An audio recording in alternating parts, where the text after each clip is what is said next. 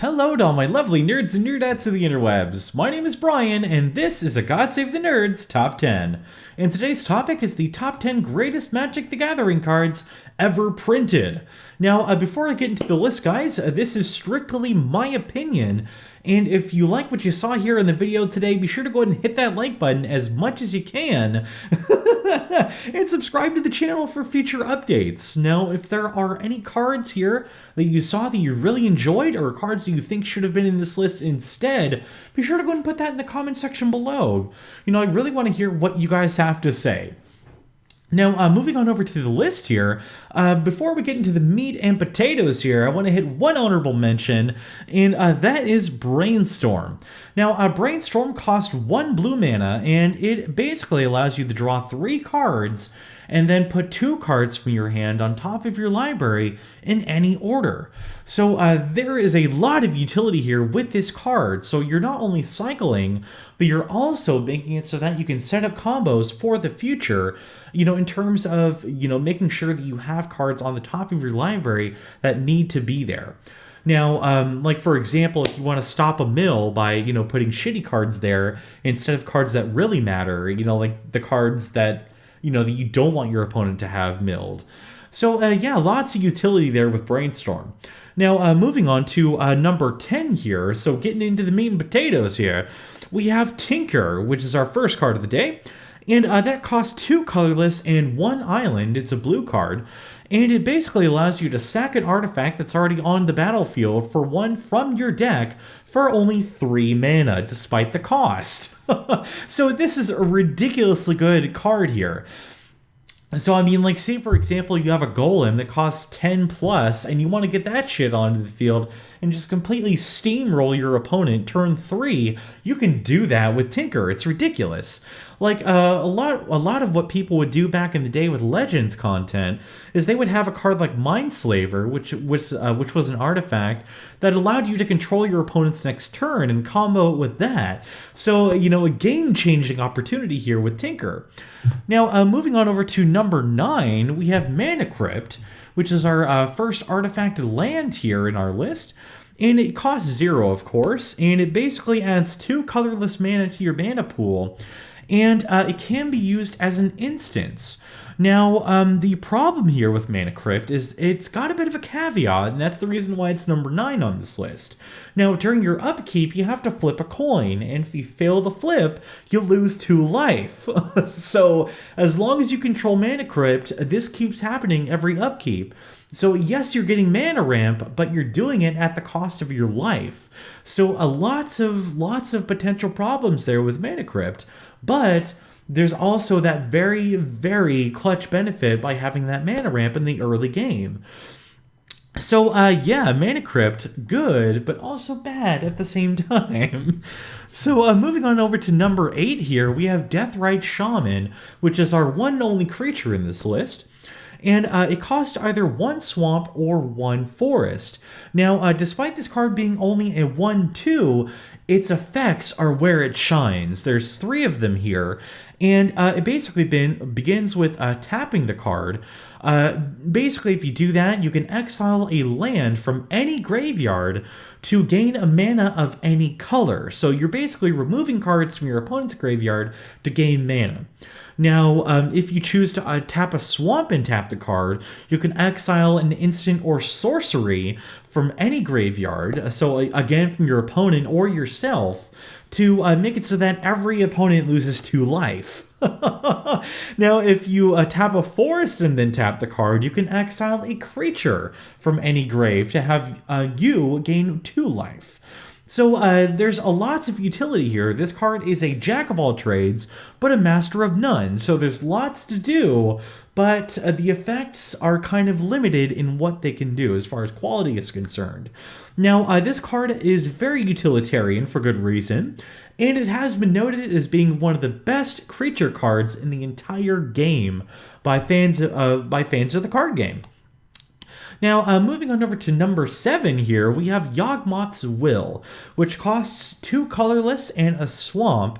And the effect here is until end of turn, you can use your graveyard as a second hand. Now, the caveat here is any cards that are played from the graveyard are then taken out of the game.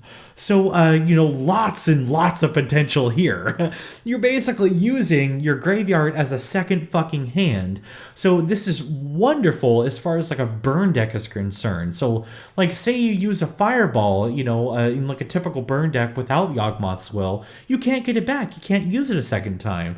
But with this card, for only 3 mana, you get to use your fireball again next turn and completely fuck over your opponent. So lots and lots of potential here as far as, setting up future combos again a second time, and, lots of damage potential here. Now, moving on over to number 6, we have Jace, the Mind Sculptor, who is our only Planeswalker on this list. Now, Jace is kind of a tough beast to summon. He costs 4 mana, 2 of those being colorless and 2 islands. But again, his effects are where he shines. Now, his 0 effect, his base, is basically the same effect as Brainstorm. So you're gaining 3 cards at the cost of sending 2 from your hand over to your library in any order on top. Now, his +2 effect basically makes it so that you can look at the top card of your opponent and then choose to either keep it there or put it at the bottom of your opponent's deck. So you can basically play musical chairs with your opponent's cards. Now, going on over to the minus effects here, we have -1, basically doing a little bit of creature removal here. You can return a target creature to your opponent's hand. Now, this next effect is his kicker. This is where he truly shines.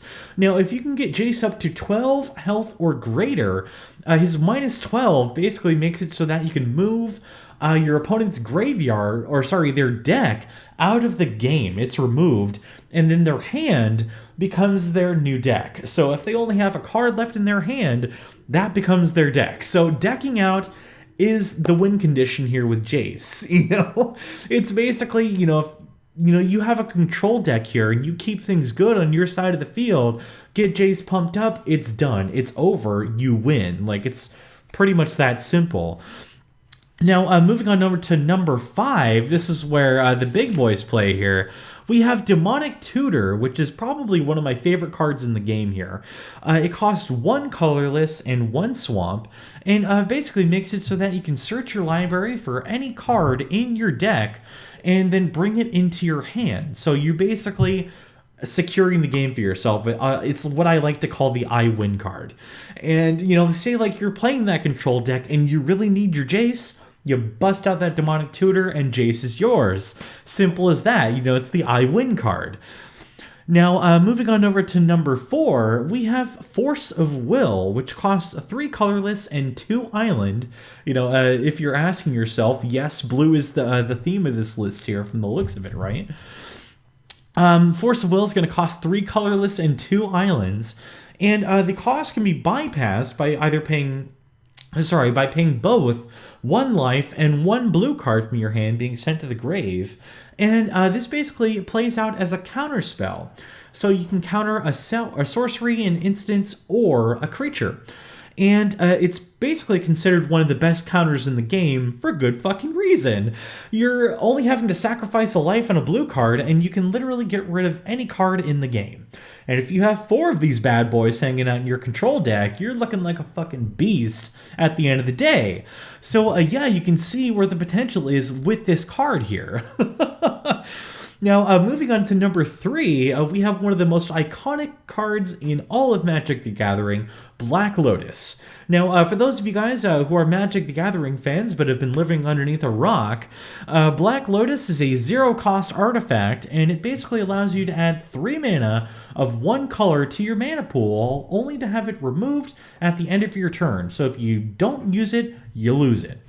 Now, you can obviously see where the potential is here. You've got a turn 2 playing a 5-cost. Like green decks in particular would love having a Black Lotus in that deck. So lots of ramp and lots of early game pressure here coming from Black Lotus. So yeah, lots of potential here. Now, moving on over to number 2, we have Soul Ring. Now, what Soul Ring is it's an artifact that costs 1 colorless mana, of course, and it adds 2 colorless mana to your mana pool, and it can be used as an instance. So basically, it is essentially Mana Crypt, but without the life loss. So that's why it's number 2 on this list, because it provides early game pressure without the deficit of possible life loss. So yeah, definitely lots of potential there with Soul Ring, and lots of early game pressure to be had.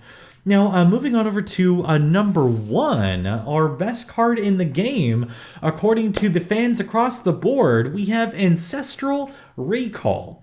Whenever fans hear that, they either get, hairs on their spine rising or chills, Basically, Ancestral Recall costs 1 island, and it forces you or your opponent to draw 3 cards. So this is basically great for cycling and clutch, and it provides a great deal of utility. You're drawing 3 cards for 1 mana, and the reason why it's number 1 is because you're not having to put 2 cards from your hand back to your library. So great card draw, and that's what everybody needs when it comes to control. To burn to any deck you could possibly need, card draw is where it's at. So yeah, that's why Ancestral Recall is again number 1 on this list. So if you guys like the list, be sure to go ahead and again hit me that like button here as much as you can. I greatly appreciate the support. And if you guys want to see more top 10 lists coming from me, yours truly, be sure to go ahead and subscribe to the channel, and let me know what you guys thought about the list here in the comment section below. So again, this has been a God Save the Nerds Top 10. My name is Brian, and I'm signing out. Until next time. Thank you so much, guys.